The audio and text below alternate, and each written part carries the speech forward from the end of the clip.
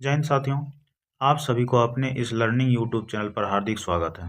हम सब original NCERT book को विस्तृत से अध्ययन कर रहे हैं, क्योंकि बिना एनसीईआरटी बुक के आज के समय में एग्ज़ाम को क्वालिफाई करना बहुत ही मुश्किल है, वो भी यूपीएससी, पीसीएस या किसी बिहार एग्जामिनेशन रहे, जैसे कि बीपीएससी या तो बिहार टीचर एग्जामिनेशन रहे या फिर एस्टेट रहे या सीटेट रहे या यूपी टेट रहे, कोई भी एग्ज़ाम रहे तो एनसीईआरटी बुक को अवश्य एक बार पढ़ लें। तो चलिए शुरू करते हैं। इतिहास क्लास 6 अध्याय 9 तक हम लोग पूरा कंप्लीट पढ़ लिए थे। आज के क्लास में हम लोग अध्याय 10 इमारतें, चित्र तथा किताबें के बारे में अध्ययन करेंगे। तो इसमें कह रहा है मारुत सामी और लौह स्तंभ। ठीक है, क्या कर रहा है? मारुत सामी आज बहुत खुश था। पहिएदार कुर्सी में बैठकर उसका भाई उसे कुतुब मीनार दिखाता हुआ प्रसिद्ध लौह स्तंभ के सामने ले आया। ठीक है, वो कुर्सी पर बैठे हैं, पहिएदार कुर्सी पर, क्योंकि मारुत सामी जो है विकलांग है और उसका भाई जो पहिएदार जो कुर्सी है, विकलांग वाला जो कुर्सी होता है, उस पर बैठा करके कहाँ दिखाने के लिए ले आया है? कुतुब मीनार को दिखाता हुआ प्रसिद्ध लौह स्तंभ के सामने ले आया है। धूल भरे पथरीले रास्तों से रैंप के सहारे यहाँ तक आना काफी मुश्किल था। ठीक है, पथरीले था, रास्ते से रैंप के सहारे यहाँ तक पथरीले जमीन पे वो कुर्सी चलाना बहुत ही मुश्किल था। अपने इस अनुभव को मारुत सामी कभी नहीं भूल पाएगा। ठीक है, चलिए। धातु विज्ञान। प्राचीन भारतीय धातु वैज्ञानिकों ने विश्व धातु विज्ञान के क्षेत्र में प्रमुख योगदान दिया है। पुरातात्विक खुदाई ने यह दर्शाया है कि हड़प्पावासी कुशल शिल्पी थे और उन्हें तांबे के धातु कर्म, धातु शोधन की जानकारी थी। उन्होंने तांबे और टीन को मिलाकर कांसा भी बनाया था। जहां हड़प्पावासी कांस्य युग से जुड़े थे, वहीं उनके उत्तराधिकारी लौह युग से संबंध थे। ठीक है, जो हड़प्पावासी थे कांस्य युग से जुड़े हुए थे और उनके उत्तराधिकारी यानी कि उससे पूर्व वाले जो उसके वंशज हैं, वो कौन सा? लौह युग से संबंध रखते थे।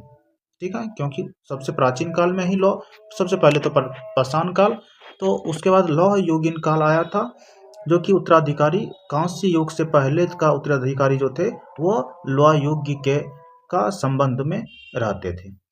भारत अत्यंत विकसित किस्म के लोहे का निर्माण करता था।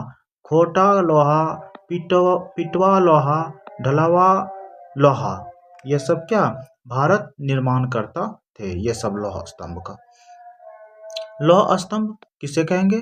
महरौली दिल्ली में कुतुब मीनार के परिसर में खड़ा यह लौह स्तंभ भारतीय शिल्पकारों की कुशलता का एक अद्भुत उदाहरण है। ठीक है, इसकी ऊंचाई, जो कुतुब मीनार के परिसर पर जो खड़ा लौह स्तंभ है, इसकी ऊंचाई 7.2 मीटर और वजन 3 टन से भी ज्यादा है। ठीक है, इसका निर्माण लगभग 1500 साल पहले हुआ था। ये कुतुब मीनार के परिसर में लौह स्तंभ जो है, इसका निर्माण कब हुआ था? 1500 साल पहले हुआ था। याद रखना है, ये इंपॉर्टेंट है, आ सकता है। उसके बाद इसके बनने के समय की जानकारी हमें इस पर खुद अभिलेख से मिलती है, उसमें जो लिखा हुआ जो लेख है उससे मिलता है। इसमें चंद्र नाम के एक शासक का जिक्र है जो संभवतः गुप्त वंश के थे। इसमें जो अभिलेख मिला गया, खुदवाया गया, जो लिखा गया है इसमें, तो इसमें क्या बताया गया है कि कौन सा शासक? चंद्र नामक एक शासक थे जो कि गुप्त वंशज के थे, ये उसके बारे में मिलते हैं। आश्चर्य की बात यह है कि इतनी शताब्दियों के बाद भी इसमें जंग नहीं लगा है। इस लौह स्तंभ में इतनी साल होने के बाद भी, इतनी शताब्दी बीतने के बाद भी इस पे जंग जरा सा भी नहीं लगा है। ईंटों और पत्थरों की इमारतें, यहाँ के ईंटों और पत्थरों की इमारतें के बारे में जानते हैं। हमारे शिल्पकारों की कुशलता के नमूने स्तूपों जैसी कुछ इमारतों में देखने को मिलते हैं। स्तूप का शाब्दिक अर्थ टीला होता है। स्तूप किसे कहते हैं? जो कि टीला के रूप में देखा जाता है उसे हम स्तूप कहते हैं। हालांकि स्तूप विभिन्न आकार के थे, कभी गोल या लंबे तो कभी बड़े या छोटे। उन सब में एक समानता है। स्तूप अलग अलग आकार के होते थे, कोई गोल, कोई लंबे, कोई बड़े, कोई छोटे होते थे, लेकिन उसमें कुछ न कुछ एक समानता भी थे। क्या थे? प्रायः सभी स्तूपों के भीतर एक छोटा सा डिब्बा रखा रहता है। ठीक है, समानता एक ही था, हालांकि उसका आकार में परिवर्तन विभिन्नता है, लेकिन समानता में क्या है? वो एक ही उसके अंदर में जो है भीतर एक छोटा सा डब्बा रखा रहता है। इन डिब्बों में बुद्ध या उनके अनुयायियों के शरीर के अवशेष जैसे दांत, बौद्ध धर्म के बारे में हम लोग पिछले क्लास में अध्याय में देख चुके हैं, अध्याय 6। ऐसे वो बौद्ध धर्म, जैन धर्म के बारे में उधर देख चुके हैं, और अभी वही बोल रहा है कि इस स्तूप के अंदर में जो एक छोटा सा डब्बा का आकार डब्बा जो मिलता है, उस डब्बा में बुद्ध के या तो भगवान बुद्ध के शरीर का कुछ हिस्सा, या तो उसके अनुयायी किसे कहेंगे? जो कि उसके शिष्य थे। बुद्ध का जो शिक्षा ग्रहण किए थे जो लोग, उसके उसके कुछ अवशेष मिलते हैं उसमें, जैसे दांत, हड्डी या राख, या उनके द्वारा प्रयुक्त कई चीज या कोई कीमती पत्थर अथवा सिक्के रखे रहते हैं उसके अंदर डब्बा में। इसे धातु मंजूषा कहते हैं। इसे क्या कहते हैं? धातु मंजूषा कहते हैं। प्रारंभिक स्तूप धातु मंजूषा के ऊपर रखा मिट्टी का टीला होता था।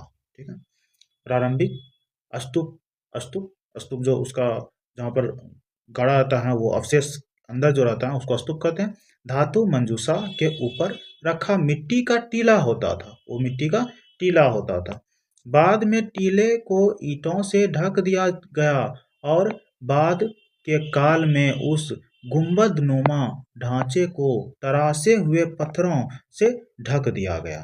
ठीक है, देखिए, ये पहले उसके अंदर कुछ न कुछ अवशेष रखा जाता था, उसके बाद मिट्टी का छोटा सा टीला दे दिया, और उसके ऊपर भी एक छोटा सा कोई पत्थर या ईंट के द्वारा उसका आकार दे करके उसके ढांचे को क्या कर देते थे? ढक देते थे। और उसको उसका आकार का तराशने, मतलब उसमें फूल पत्ती जैसा पत्थर में या ईंट में तराश करके भी बनाया जाता था।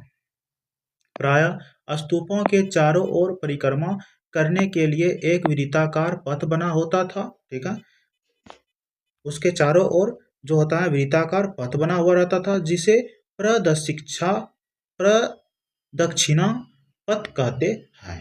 ठीक है, जो जो उसके अंदर जो अवशेष रहते थे उसके ऊपर में मिट्टी का टीला, उसके ऊपर में ईंट या पत्थर से ढक दिया जाता था। उसमें आकार, कुछ ना कुछ आकार शिल्पकार कर देते थे जो देखने में सुंदर हो, और उसके चारों तरफ जो है एक पैदल गोल आकार का उसमें जो घूम सके, जा सके, परिक्रमा कर सके, उस तरह से बनाया जाता था, जिसे हम क्या करते हैं? प्रदक्षिणा पथ कहते हैं उसे। इस रास्ते को रेलिंग से घेर दिया जाता था। रेलिंग से क्या कर दिया जाता था? घेर दिया जाता था, जिसे वेदिका कहते हैं। यानी कि ये रेलिंग से जो घेर दिया जाता है जो पथ को, उससे हम क्या कहते हैं? वेदिका कहते हैं। वेदिका में प्रवेश द्वार बने होते थे, तभी तो वो चारों तरफ परिक्रमा कर सकते हैं। वेदिका में क्या बने रहते थे? प्रवेश द्वार बने होते थे। रेलिंग तथा तोरण प्रायः मूर्तिकला के सुंदर कलाकृतियों से सजे होते थे। ठीक है, रेलिंग वो जो चारों तरफ जो रेलिंग बनाया गया है उसमें प्रवेश द्वार भी रहते थे, और उसके रेलिंग में क्या? रेलिंग में मूर्ति कला और मूर्ति बना करके सुंदर आकार भी, कलाकृतियां भी सजा देते थे। मानचित्र 7 पृष्ठ 89 ठीक है, जो कि हम लोग ऊपर में ही पढ़ चुके हैं। मैं अमरावती ढूंढो। अच्छा, चित्र जो मानचित्र दिया गया था पिछले कक्षा में हम लोग पढ़ चुके हैं। यहाँ कभी एक भव्य स्तूप हुआ करता था, ठीक है, भव्य बहुत बड़ा सुंदरता के रूप में एक स्तूप हुआ करता था। लगभग 2000 साल पहले इस स्तूप को सजाने के लिए शिलाओं पर चित्र उकेरे गए। शिलाओं पर क्या उकेरे गए? चित्र उकेरे गए इस स्तूप को सजाने के लिए। कई बार पहाड़ियों को काट कर बनावटी गुफाएं बनाई जाती थी। इस तरह की कई गुफाओं को मूर्तियों तथा चित्रों द्वारा सजाया जाता था। इस तरह से कई गुफाओं को मूर्तियों तथा मूर्ति का चित्र बना करके उसे क्या कर दिया जाता था? सजा दिया जाता था। इस काल में कुछ आरंभिक हिंदू मंदिरों का भी निर्माण किया गया है। इसी काल में जो आरंभिक सबसे पूर्व काल में जो हिंदू मंदिर था उसका भी निर्माण किया गया है। इन मंदिरों में विष्णु, शिव तथा दुर्गा जैसे देवी देवताओं की पूजा होती थी। मंदिरों का सबसे महत्वपूर्ण भाग गर्भगृह होता था। मंदिरों का सबसे महत्वपूर्ण भाग क्या होता था? गर्भगृह, यानी कि सबसे अंदर वाला जो भाग होता है वहाँ का सबसे महत्वपूर्ण होता था। यहाँ मुख्य देवी या देवता की मूर्ति को रखा जाता था। जो सबसे अंदर वाला जो मंदिर होता था वहाँ पर क्या मुख्य देवी या देवता का मूर्ति रखा जाता था। इसी स्थान पर पुरोहित धार्मिक अनुष्ठान करते थे और भक्त पूजा करते थे। अक्सर गर्भगृह को एक पवित्र स्थान के रूप में दिखाने के लिए भीतर गांव, ठीक है, ये भीतर गांव जैसे मंदिरों में उसके ऊपर काफी ऊंचाई तक निर्माण किया जाता था। ठीक है, मंदिरों में काफी ऊंचाई तक उसका निर्माण किया जाता था। जैसे शिखर कहते थे, जिसे जिसे शिखर कहते थे। ठीक है, ऊपर तक ऊंचाई निर्माण करता था और उसे क्या कहते थे? शिखर कहते थे। लेकिन अंदर में छोटा सा जगह होता था जिसमें मुख्य देवी देवता का मूर्ति लगा हुआ रहता था। शिखर निर्माण के कठिन कार्य के लिए सावधानी से योजना बनानी पड़ती थी। अधिकतर मंदिरों में मंडप नाम की एक जगह होती थी। यह एक सभागार होता था, यहाँ लोग इकट्ठा होते थे। इस मंदिर में क्या? मंदिर में अभी भी देखते हैं जो मंदिर होते थे वहाँ लोग इकट्ठा होकर के गप करते हैं, बात करते हैं। कोई सभा का भी निर्माण होता है वहाँ पर। मानचित्र 7 पृष्ठ 89 में महाबलीपुरम और एहोल को ढूंढो। पहले पिछले क्लास में हम लोग ये सब ढूंढ चुके हैं, देख चुके हैं, जो कि वो मानचित्र जो 7 में दर्शाया गया था। इन शहरों में पत्थरों से बने कुछ उत्कृष्ट मंदिर हैं। उनमें से कुछ यह दिखाए गए हैं। ठीक है, कुछ इस तरह का मूर्ति जो है, ये मंदिर जो है इस तरह का दिखाए गए हैं। अब चलिए इसको बारी बारी से देखते हैं क्या क्या दिखाए गए हैं इस मंदिर में। जैसे ये इस तरफ का स्तूप बनाया गया है और ऊपर से क्या, ये छोटा सा मिट्टी का टीला पहले बनाते थे। इसके अंदर क्या कुछ अवशेष रखे जाते थे भगवान बुद्ध का या उसके अनुयायी का। और ऊपर से जो है चारों तरफ पैदल परिक्रमा के लिए रास्ता बनाया जाता था। और वो रास्ते के बगल में एक रेलिंग दिया जाता था और रेलिंग में जो है मूर्ति मानचित्र सजाने के लिए बना दिया जाता था। और वो रेलिंग का जो अंदर जाने के लिए मुख्य दरवाजा भी निर्माण करता था। और इसमें शिल्प के रूप में भी छोटा छोटा मूर्ति बना करके, जैसे ये सब जो है छोटा छोटा मूर्ति बना करके, जानवर बना करके इसको सजाया जाता था। देखिए ऊपर सांची का महान स्तूप मध्य प्रदेश का है ये। इस तरह के स्तूपों का निर्माण कई सौ सालों तक चलता रहा। इस स्तूप में ईंटों का प्रयोग संभवतः अशोक अध्याय 7 में पढ़ चुके हैं के जमाने का है, जबकि रेलिंग और प्रवेश द्वार के बाद शासकों के काल में जोड़े गए। बाएं अमरावती की एक शिल्पकृति। इस चित्र को देखकर इसका वर्णन करें। ठीक है, चलिए इसका अब यहाँ पर देख लेते हैं। बाएं ऊपर उत्तर प्रदेश के भीतर गांव का एक आरंभिक मंदिर है। ठीक है, अंदर में एक आरंभिक मंदिर है। यह लगभग 1500 साल पहले पक्की ईंट और पत्थरों से बनाया गया है। पक्की ईंट और पत्थर से ये इसका निर्माण किया गया है। दाएं ऊपर महाबलीपुरम के एकाश्मिक मंदिर, ये जो दाएं है ये महाबलीपुरम मंदिर का एक, ठीक है, मंदिर है। इनमें से प्रत्येक मंदिर एक ही विशाल पहाड़ी को तराश कर बनाया गया है। ये जो पहाड़ी को, विशाल पहाड़ी को क्या तराश करके, काट करके बनाया गया है। इसे इसलिए इन्हें एकाश्म कहा गया है। ईंटों से बनाए जाने वाले मंदिरों से यह बिल्कुल भिन्न होते हैं। जो पत्थर को तराश करके, पहाड़ को तराश करके बनाते थे, वो ईंट से बना हुआ जो मंदिर है उससे बिल्कुल ही अलग होते हैं। ईंट से बने इमारतों में नीचे से ईंटों की एक एक तरह जोड़ते हुए उसे ऊपर की ओर ले जाते हैं, जबकि चट्टान तराश कर बनाए जाने वाले मंदिरों को पत्थर काटने वाले ऊपर से नीचे के क्रम में बनाते हैं। ठीक है, याद रखना है कि ईंट से जो मंदिर बनता था वो नीचे से लेकर नीचे से ऊपर तक जाते थे, लेकिन वही पत्थर को या पहाड़ को तराश करके जो मंदिर बनाते थे वो ऊपर से तराशते हुए नीचे की ओर आते हैं। इन मंदिरों को बनाते समय पत्थर काटने वालों को किन समस्याओं का सामना करना पड़ता होगा, इसकी सूची बनाओ। दाएं, ऐहोल का दुर्ग मंदिर, यह लगभग 14 साल पहले बनाया गया था। ठीक है, ये मंदिर था जो कि स्तूप, और स्तूप के बारे में तो ऊपर ही पढ़ लिया है। उसके बाद मंदिर के बारे में पढ़े कि कैसे बनाया जाता था, मंदिर का निर्माण होता था। उसके गर्भगृह में मुख्य महत्वपूर्ण जो देवी देवता है उसका मूर्ति लगाया जाता है।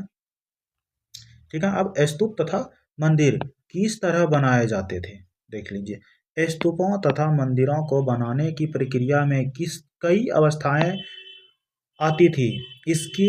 इसके लिए काफ़ी धन खर्च होते थे। स्तूप या मंदिर को बनाने में बहुत सारी अवस्थाएं आती थी, प्रॉब्लम होती थी, लेकिन इसको धन खर्च करने, मतलब इसमें काफ़ी धन भी खर्च होते थे। इसलिए आमतौर पर राजा या रानी ही इन्हें बनवाने का निश्चय करते थे। आम लोग इसे मंदिर को नहीं बनवा पाते थे। वो कौन? राजा या रानी ही बनवा पाते थे। पहला काम अच्छे किस्म के पत्थर ढूंढना। पहला जो काम होता था वो अच्छे किस्म का पत्थर ढूंढना होता था। शिलाखंडों को खोदकर निकालना होता था। फिर मंदिर या स्तूप के लिए सोच विचार कर तय किए गए स्थान पर शिलाखंडों को पहुंचाना होता था। जहाँ पर बनाना है मंदिर, वहां तक पहुंचाना होता था। यहाँ पत्थरों को काट छांट कर तराशने के बाद खंभों, दीवारों को चौखटों, फर्शों तथा छतों का आकार दिया जाता था। इन सब के तैयार हो जाने पर सही जगहों पर उन्हें लगाना काफ़ी मुश्किल का काम होता था। सारा काम तैयार करने के बाद सही जगह कौन कौन सा जगह में इसे लगाया जाए वो भी लगाते थे बाद में, और इसे लगाने में काफ़ी मुश्किल होता था। इस तरह के शानदार ढांचों का निर्माण करने वाले शिल्पकारों को सारा खर्च संभवतः राजा रानी ही देते थे। जो शिल्पकार थे, जो मंदिर बनाने वाले लोग थे, उन्हें खर्चा कौन देते थे? वो राजा रानी ही देते थे, क्योंकि इसमें खर्च काफ़ी अधिक होते थे। इसके अतिरिक्त इन स्तूपों या मंदिरों में आने वाले भक्त जो उपहार अपने साथ लाते थे, उनसे इमारत की सजावट की जाती थी। ठीक है, इसमें जो उपहार जो लाते थे वो इमारत या मंदिर को सजाने में कार्य करते थे। जैसे हाथी दांत का काम करने वाले लोग, श्रमिकों के संघ ने सांची के एक अलंकृत प्रवेश द्वार को क्या कहते हैं? तोरण कहते हैं, को बनाने का खर्च दिया था। ठीक है, जो इसका सजावट का है वो कौन? श्रमिकों के संघ ने सांची के एक अलंकृत प्रवेश द्वार का खर्च दिए थे। इसकी सजावट के लिए पैसे देने वालों में व्यापारी भी थे, कृषक भी होते थे, माला बनाने वाले भी होते थे, इत्र बनाने वाले भी होते थे, लोहार, सुनार तथा ऐसे कई स्त्री पुरुष शामिल थे जिनके नाम खंभों, रेलिंगों तथा दीवारों पर खुदे हैं। ठीक है, जो चीज़ का निर्माण करवाते थे वहाँ पर क्या उनका नाम खुदवा दिए जाते थे। इसलिए जब तुम इन स्थानों को देखने जाओ तो याद रखना कि कितने सारे लोगों ने इन्हें बनाने और सजाने में अपना योगदान दिया था। ठीक है, तो वो सारा का सारा उसमें दिख जाएगा। कहाँ? वो इमारतें हैं। ठीक है, तो थोड़ा सा यहाँ पर देख लेते हैं। बाएं उड़ीसा का जैन मठ एक पहाड़ी को खोदकर इस 2 मंजिली इमारत को बनाया गया है। कमरों के प्रवेश द्वारों को ध्यान से देखो। इनमें जिन भिक्षु रहते और ध्यान करते थे, पृष्ठ 13 में पर चित्र अध्याय 2 में ही और ये पढ़ चुके हैं। और यहाँ दिखाई गई गुफाओं में क्या अंतर है। ठीक है, क्या अंतर है उसमें और इसमें। यहाँ पर भी क्या पहाड़ को काट करके बनाया गया है। नीचे राष्ट्रीय संग्रहालय नई दिल्ली से एक मूर्ति का चित्र। क्या तुम यहाँ देख पा रहे हो कि किस प्रकार गुफाओं की खुदाई की गई होगी। ठीक है, यह मंदिर का जो चित्र है और ये जो है पत्थर को तराश करके और ये छोटा छोटा रूम बनाया गया है जिसमें कि अनुयायी लोग क्या करते थे, यहाँ पर ध्यानाभ्यास करते थे। ठीक है, अब चित्रकला कैसे होता था। मानचित्र 7 में अजंता को ढूंढो। यह वह जगह है जहां हम लोग ढूंढ चुके हैं। सब मानचित्र 7 में दिया गया है, पेज नंबर 89 में। तो यह वह जगह है जहां के पहाड़ों में सैकड़ों सालों के दौरान कई गुफाएं खोदी गई। इनमें से ज्यादातर बौद्ध भिक्षुओं के लिए बनाए गए विहार थे। मतलब बौद्ध भिक्षु के लिए बनाए, जो बौद्ध का जो भगवान बुद्ध के अनुयायी लोग जो थे, शिष्य लोग थे, और वो जगह जगह जा करके जो अपना प्रचार प्रसार करते थे, भिक्षा ग्रहण करके अपना पेट का पालन करते थे, उनके लिए बनाए गए हैं। विहार का मतलब होता है भिक्षुओं को रहने का जगह। इनमें से कुछ को चित्रों द्वारा सजाया गया था। यहाँ इनके कुछ उदाहरण दिए गए हैं। गुफाओं के अंदर अंधेरा होने के वजह से अधिकांश चित्र मशालों की रोशनी में बनाए गए थे। अधिकांश चित्र किस रोशनी से। गुफा के अंदर क्या अंधेरा ही अंधेरा था, उस समय लाइट का भी व्यवस्था नहीं थी, जिसके कारण क्या मशाल जला करके वहां पर चित्र बनाया गया था। इन चित्रों के रंग 1500 साल बाद भी चमकदार हैं। 1500 साल बाद भी क्या है, चमकदार हैं। ये रंग पौधों तथा खनिजों से बनाए गए थे। ये रंग किससे, पौधों तथा खनिजों से बनाए गए थे। इसमें इन महान कृतियों को बनाने वाले कलाकार अज्ञात हैं। अज्ञात, उसका पहचान अभी तक नहीं हुआ है कि किसने बनाए। अजंता का चित्र तुम्हें इनमें से प्रत्येक चित्र में जो दिखाता है उसका वर्णन करो। ठीक है, इमारतें, चित्र तथा किताबें, ये सब जो है अजंता की गुफाएं की चित्र हैं। अब पुस्तकों की दुनिया। इस युग में कई प्रसिद्ध महाकाव्यों की रचना की गई। इन उत्कृष्ट रचनाओं में स्त्री पुरुषों की वीर गाथाएं तथा देवताओं से जुड़ी कथाएं हैं। करीब 1800 साल पहले एक प्रसिद्ध तमिल महाकाव्य शिल्पदीकारम की रचना इलांगो नामक कवि ने की। ठीक है, कि 1800 साल पहले एक प्रसिद्ध जो तमिल महाकाव्य था उन्होंने की। इसमें कोवलन नाम के एक व्यापारी की कहानी है। वह पुहार में रहता था। व्यापारी कहाँ रहता था, पुहार में। अपनी पत्नी कनगी की उपेक्षा कर वह एक नर्तकी माधवी से प्रेम करने लगा। ठीक है, अपनी पत्नी कनगी की उपेक्षा यानी कि कनगी का समझ करके, अपना पत्नी समझ करके एक नर्तकी माधवी से प्रेम करने लगे। नर्तकी नाम था माधवी, उससे क्या करने लगे, प्रेम करने लगे।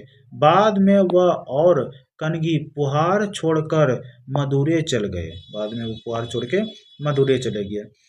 वहां पांड्या राजा के दरबारी जोहिर ने कोवलन पर चोरी का झूठा आरोप लगाया, जिस पर राजा ने उसे प्राणदंड दे दिया। ठीक है, कनगी जो अभी भी उससे प्रेम करती थी, इस अन्याय के कारण दुख और रोष से भर गई। उसने मदुरै शहर का विनाश कर डाला। और उसने क्या, मदुरै शहर का विनाश कर डाला। ठीक है। एक और तमिल महाकाव्य में, ये तो पहला जो है ये भी कौन सा तमिल, ये भी तमिल महाकाव्य है जो कि शिल्पदिकारम का था। कहना कि इस तरह का मदुरै का जो वहाँ का जो रोष बन गई और वहाँ मदुरै शहर का विनाश हुआ था। और दूसरा एक और तमिल महाकाव्य मणिमेखलई को करीब 1400 साल पहले सतनार द्वारा लिखा गया। ठीक है। इसमें कोवलन तथा माधवी की बेटी की कहानी है। ये रचनाएं कई सदियों पहले ही खो गई थी। उनकी पांडुलिपियां दोबारा लगभग 100 साल पहले मिली। ठीक है, खो गई थी लेकिन फिर से क्या मिल गई 1-2 साल पहले। अन्य लेखक जैसे कालिदास, अन्य लेखक क्या कहते हैं जैसे कि कालिदास भी क्या कहते हैं, जिनके बारे में तुमने अध्याय 9 में पढ़ चुके हैं। ठीक है, पढ़ा है। संस्कृत में लिखते थे, ये कौन सा संस्कृत में लिखते थे। ठीक है, तो ये पुरानी कहानियों का संकलन तथा संरक्षण, ये भी पढ़ते हैं। थोड़ा सा ये बचा है, शिल्पदिकारम से लिया गया एक वर्णन। यहाँ कवि ने कनगी के दुख का इस तरह वर्णन किया, ओ मेरा दुख तो देखो, तुम मुझे सतवाना तक नहीं दे सकते। ठीक है, जो अभी पढ़े कनगी के बारे में वो इसमें पढ़े अभी।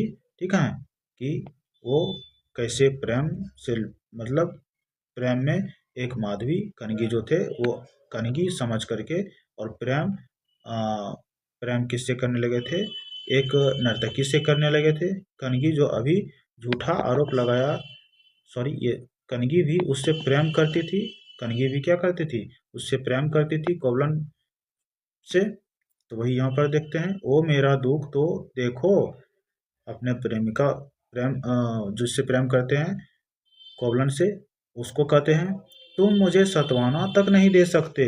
क्या यह सही है कि विशुद्ध सोने से भी सुंदर तुम्हारा शरीर बिना धूल से सना यूं ही पड़ा है। यह कहाँ का न्याय है कि गोधूली की इस स्वर्णिम आभा में फूलमाला से ढके सुंदर वक्ष स्थल वाले तुम जमीन पर गिरे पड़े हो। मैं अकेली असहाय, मतलब अपनी पत्नी को छोड़ करके वो किसी दूसरे के साथ चला गया, और उधर पत्नी वो कह रही है कि मैं अकेली असहाय और हताशा होकर खड़ी हूँ। क्या ईश्वर नहीं है, क्या ईश्वर नहीं है मुझे देखने के लिए, क्या इस देश में ईश्वर नहीं है, पर क्या उस स्थान पर ईश्वर रह सकते हैं जहाँ के राजा की तलवार निर्दोष नवाबतुक के प्राण ले लेती है। क्या ईश्वर नहीं है, नहीं है। ठीक है, और उसके जो पति थे वो क्या, मतलब उसको चोर समझ करके उसका प्राणदंड का आदेश दिया था। तो ये उसका था। और उसके बाद पुरानी कहानियों का संकलन तथा संरक्षण। हिंदू धर्म में जुड़ी कई कहानियां जो बहुत पहले से प्रचलित थे, इसी काल में लिखी गई। इनमें पुराण भी शामिल हैं। पुराण का शाब्दिक अर्थ प्राचीन पुराणों में विष्णु, शिव, दुर्गा या पार्वती जैसे देवी देवताओं से जुड़ी कहानियां हैं इसमें। ठीक है, अब देखिए मुखदूत एवं मेघदूत का एक श्लोक क्या है। यहाँ उनकी सबसे प्रसिद्ध रचना मेघदूत से एक अंश दिया गया है। यहाँ एक विरही प्रेम बरसात के बादल को अपना संदेश वाहक बनाने की कल्पना करता है। एक बादल को क्या, प्रेम का संदेश वाहक की कल्पना करते हैं। देखो इसमें किस तरह कवि ने बादलों को उत्तर की ओर ले जाती ठंडी हवा का वर्णन किया है। तुम्हारे बौछारों से मुलायम हो उठी मिट्टी की भीनी खुशबू से भरे। ठीक है, बादल से कहते हैं। हाथियों की सांस में बसी जंगली गूलर को पकाने वाली शीतल बयार तुम्हारे साथ धीरे धीरे बहेगी। ठीक है, तो ये तो था क्या, मेघदूत से कहे एक प्रेम का संदेशा ले जाने के लिए। तो हम लोग पढ़ रहे थे, क्या पढ़ रहे थे कि जो पुराणों में दिया गया है विष्णु, शिव, दुर्गा, पार्वती और अनेक देवी देवताओं के बारे में कहानी दिया गया है। ठीक है, पुराणों में। इनमें इन देवी देवताओं की पूजा की विधियां दी गई हैं। इसके अतिरिक्त इनमें संसार की सृष्टि तथा राजाओं के बारे में भी कहानियां हैं। ठीक है। अधिकतर पुराण सरल संस्कृत श्लोक में लिखे गए हैं, जिससे सब उन्हें सुन और समझ सके। जो है पुराण जो लिखे गए हैं संस्कृत श्लोक में लिखे हैं, जो कि और सब कोई उससे पढ़ सके और सुन सके और उसका अर्थ समझ सके। पुराणों का पाठ पुजारी मंदिरों में किया करते थे, जिसे लोग सुनने आते थे। ठीक है। दो संस्कृत महाकाव्य महाभारत और रामायण लंबे अरसे से लोकप्रिय रहे।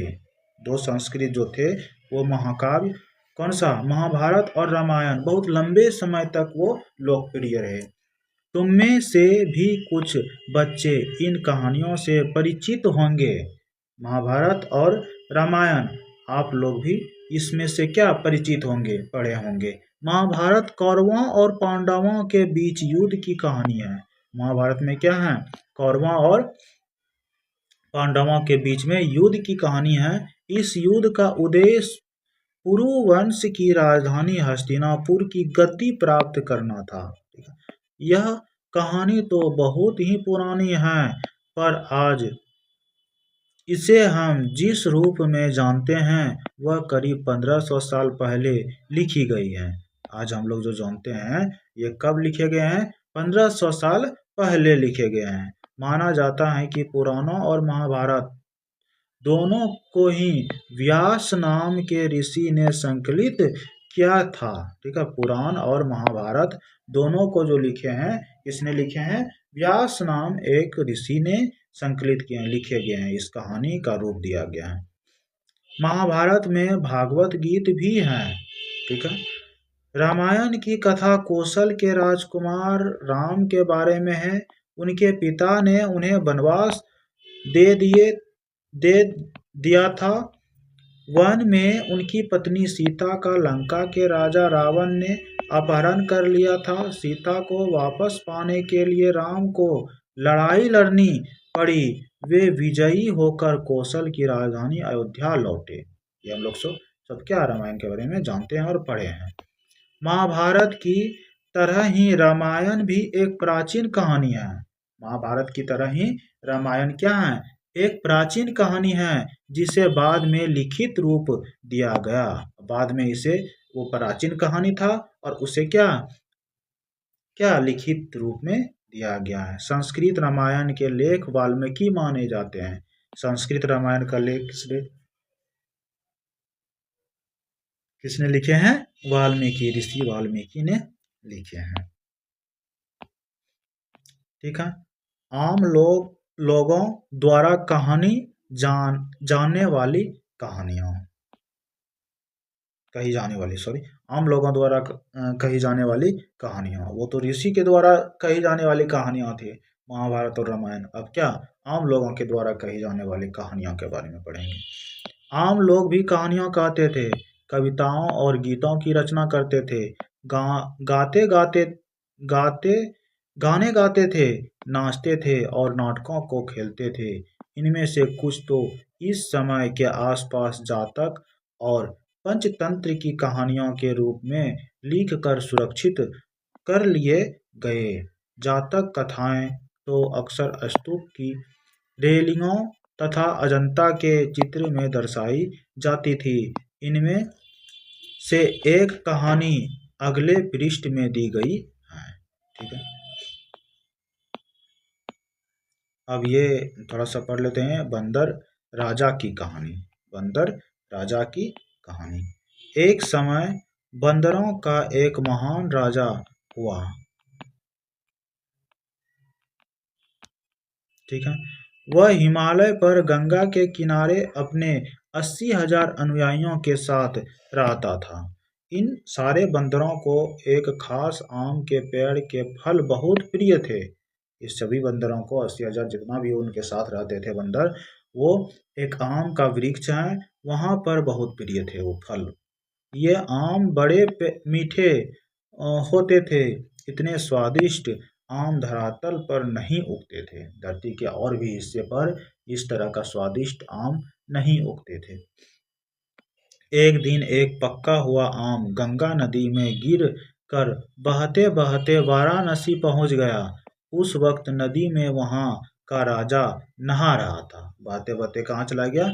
वाराणसी पहुंच गया और वहां पर नदी में एक राजा नहा रहा था। उसे वह आम मिला, वह आम मिल गया। उसे चख कर वह हैरान रह गया। उसने अपने राज्य के जंगलों की देखभाल करने वाले से पूछा कि क्या वे इस आम के पेड़ को ढूंढ सकते हैं या नहीं। वे राजा को हिमालय की पहाड़ी पर ले गए। ठीक है, वहां पहुंचकर राजा तथा उसके दरबारियों ने खूब आम खाए, उस आम का पेड़ का आम तोड़ करके। रात में राजा ने देखा कि बंदर भी पके आमों का मजा ले रहे हैं। राजा को यह बात बुरी लगी और उसने उन्हें मार डालने का फैसला किया।